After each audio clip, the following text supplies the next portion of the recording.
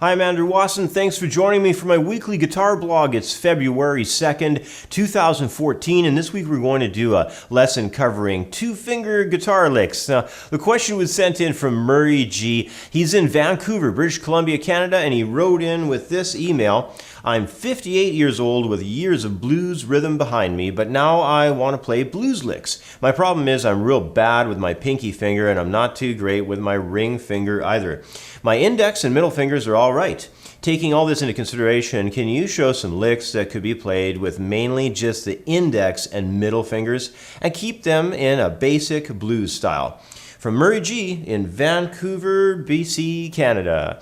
Well, hey, thanks for writing in, Murray. You know, believe it or not, your situation is actually quite common. And a lot of guitar players who've played for many years are functioning from within your exact same standpoint. So in this week's guitar blog, I'm going to demo some two-finger guitar licks that should help both you and any other guitar players out there who are dealing with the same problem.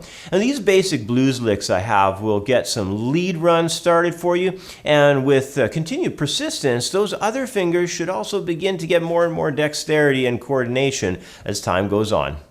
In the first lick, I just want to have us begin getting used to using the index and the middle fingers to create a melodic idea. Now keep in mind that what we're shooting for here is that of gaining better single note control using only two fingers over several frets within a fingerboard position. Now doing this might feel awkward at first, so don't go too fast too soon. And just so you're well aware of our key centers here, we'll be playing all of the guitar licks in this lesson plan out of the key of A blues. So slowly, here is the first idea.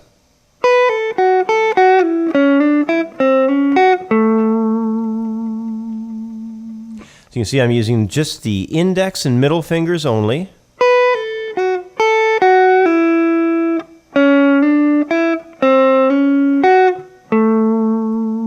And it works out really well. Just take your time with it. You can move them to different keys and keep practicing it in different regions of the neck. And then, of course, the long-term goal is to expand it and use more than just two fingers. All right, next let's start moving along the neck with two-finger approach that we're using here. In this example, we'll begin in roughly the middle area of the neck, then we'll kind of drift lower toward the headstock region, and then finally we'll move up higher along the fingerboard and we'll wrap up executing a full step bend at the first string, wrapping up off 10th fret into the 8th fret. It's a lot of fretboard ground to cover, so in order to keep this simple, we'll start by running through each measure of this guitar lick on its own to develop the fingering and overall feel across the neck. So first, here's the first measure. We're going to be off 4th string A note, and we're covering from 7th fret into the 5th, into the 7th of the 3rd string, and then we're sliding forward into that E note at 9th fret, 3rd string. Okay, then we're going to head down the neck a little bit here. We'll have our 5th fret G note on 4th string, moving over to an E, then a D, and then a C. Then we're going to go up the neck a little bit. We're going to have a 7th fret A note on 4th string. We're going to reach over, a little bit of a reach there, grab that 9th fret E note on 3rd, then a G up on 8th fret of 2nd string. Come back through those notes from E again on 3rd string, up to the G again, and then wrap up on an A. Then we're going to have that bend, taking us to that 8th fret to wrap things up on the 4th measure. So here it is slowly.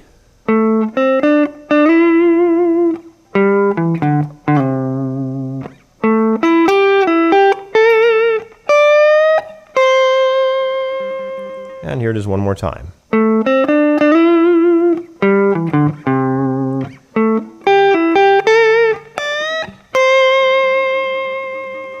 Okay, and one more time yet.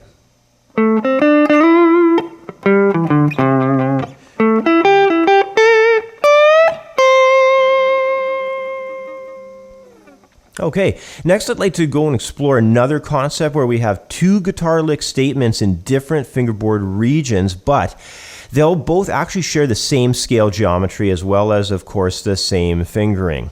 Now, I know for the kind of licks we're about to do here, our focus is going to be upon the index and middle fingers, but regardless of the fingers used, these kinds of position moved licks are just a really overall cool style of guitar lick pattern because they can be brought up to a really fast pace rather quickly, since the fingering is going to be shared between them in an identical manner.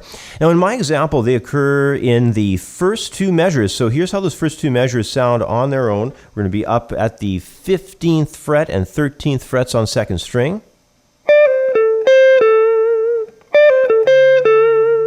Just like that. Then we're going to move that exact same pattern over to the 10th and 8th frets and do the same kind of thing.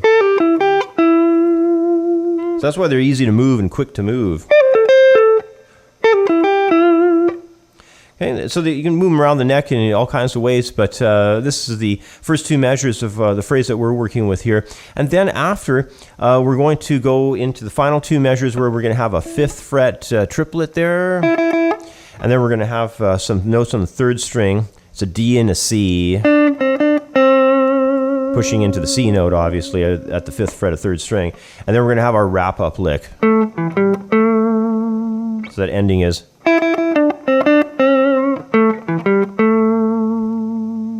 Okay, here they all are again. So once again, up high on the neck, we have that 15th fret idea. Then into the 10th. Then into the 5th. And of course, all we're using is just index and middle fingers only. Here it is again.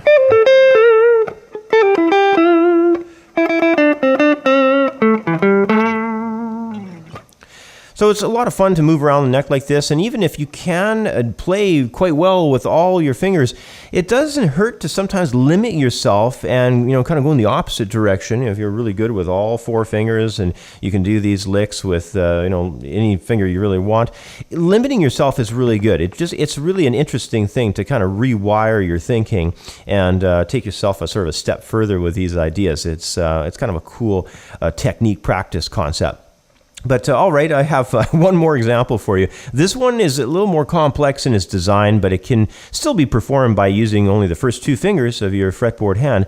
Let me run through this example using our standing idea here of playing these licks through using the index and middle fingers only at first. So we're just going to take things nice and slow. We're going to start with a bend at the 8th fret, 1st string. Then we're going to head on over to the 5th fret. Have that tag off that 8th fret. So this is a bit of a stretch, when you're going in a 4 fret span with index and middle, that's a bit of a reach. Then we're going to go to the 2nd string and have a slide occur from 8th to 9th frets. Head to the 7th fret up top there and then down the 9th fret down below. Here it is all together, those first 2 measures.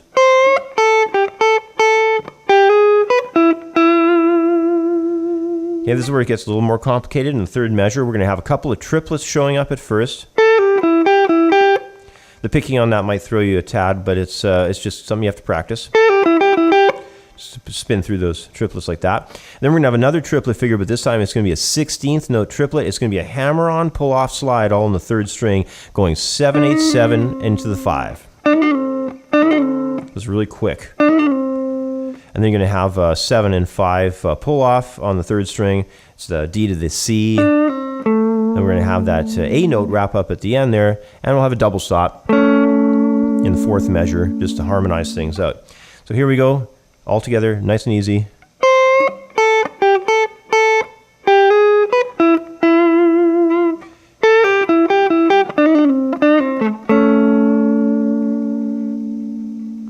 Now, my next suggestion at this point, as you probably could guess, is to suggest that you start working slowly with all these licks and then in all your future stuff at developing the use of your other fingers as well. Now, this particular lick can be played very effectively by applying the use of the index, middle, and ring fingers. Over time, you want to work at studying how any of the licks we've done here, or of course any licks that you come up with in the future, can be performed with more of your fretboard hand fingers. Eventually, all the fingers will become more and more agile and coordinated for use on the fingerboard. Anyway, here's the final lick played once again with 3 fingers, though, instead of 2. Just trying to branch things out here. We're going to do a bend at 8th fret first string. With that 3rd finger, though, have some extra fingers on the neck to help push. You probably noticed with some of the bends we were doing, if you're just using 2 fingers, it's a bit of an effort to do that bend. Now when you have 3 fingers, it's a lot easier to help push.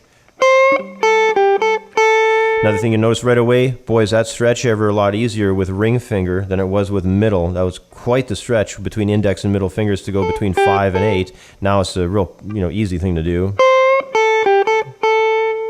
We're going to have that slide occur, 8 to 9 on the 2nd string. Now that we've employed the 3rd finger, that's all in position, so it's really easy to do that. Same thing's going to happen up a half step when we start the next triplet phrase. You're right in position with that. Every finger gets a fret because you're using 10th and 8th and 9th frets in that region. So it works out real easy. You got the 16th note triplet slide down the neck, but now you can use the ring finger to do that final triplet idea. And you can also use the ring finger to wrap up on the 7th and 6th frets for that 2-note double stop there at the end. So here's the whole thing, nice and easy.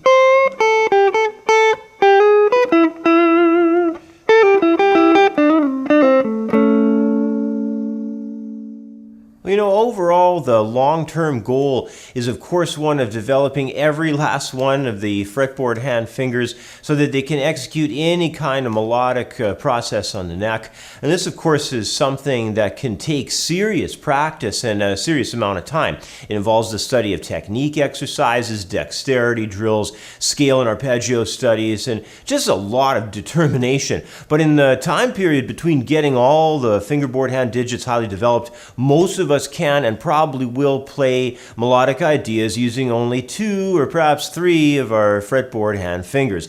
And that's perfectly fine as long as, I guess, hopefully you strive to expand upon that as you grow and develop yourself as a practicing guitar player. Anyway, that's about all the time I have for today. As always, thanks for watching. Have yourself a great week, and I'll catch up with you next time. Bye for now.